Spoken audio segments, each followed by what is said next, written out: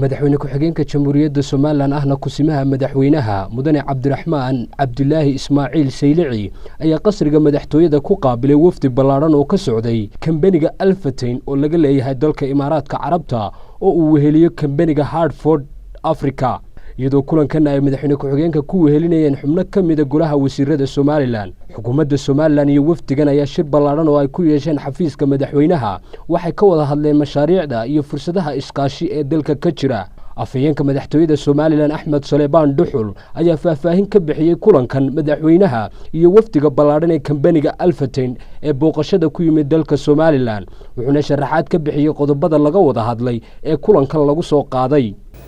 wafdigani maalgelinta dalka ku sameynaya halkan u yimid inay indhayndeeyaan xaaladda dalka si ay u ogaadaan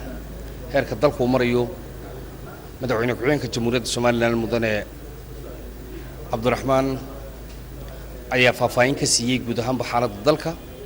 heerka aynu dalka ka soo bilownay iyo marxaladda maanta uu taagan yahay iyo in xukuumadda Soomaaliland ay si kaliya laba u soo dhaweynayso cid kastoo dalkan maalgelin ku sameynaysa wuxuu u sharaxay fursadaha dalka ka jira sida xukuumadda iyo policy-ga ka yaalaaba sidoo u dhiiri gelinayo cid kastoo maalgelin u socoto dalkeena timaada inaan soo dhaweyno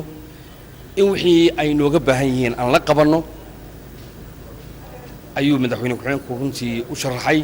iyaguna waxay ka warrameen fursadaha ay doonayaan inay wax ka qabtaan iyo dalkan siday u doonayaan inay u maalgashadaan safarkana uu ahaa mid indhaindhayna markuu horeysa in xaaladda dalka iyo ay ogaadaan kadibna ay ka warrameen istaraatiijiyada dalkan uu ku yaalo meesha wacan uu ku yaalo halkan oo fududeyn karta waxyaabo badan oo ay doonayaan in qoladan shirkaddan oo ka timid Imaaraadka Carabta ay mustaqbalka maalgashadaan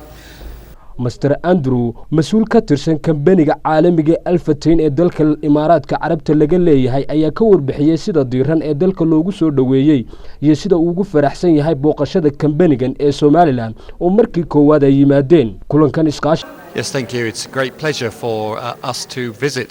Somaliland and Hargeisa this morning. We're from the Alfatain Group in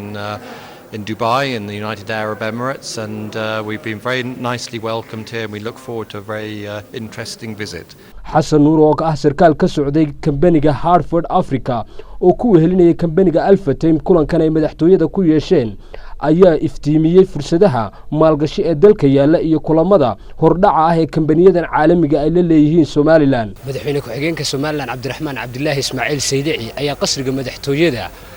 waxa uu xog waran ku saabsan amuuraha dalka iyo xaaladda ay marayso ku siiyay kambaniga laga leeyahay Imaaraadka Carabta oo kambani caalami ah oo Alfatain lagu magacaabo Ridwaan Caydiid Ismaaciil telefishinka qaranka qasriga madaxtooyada magaalada Hargeysa.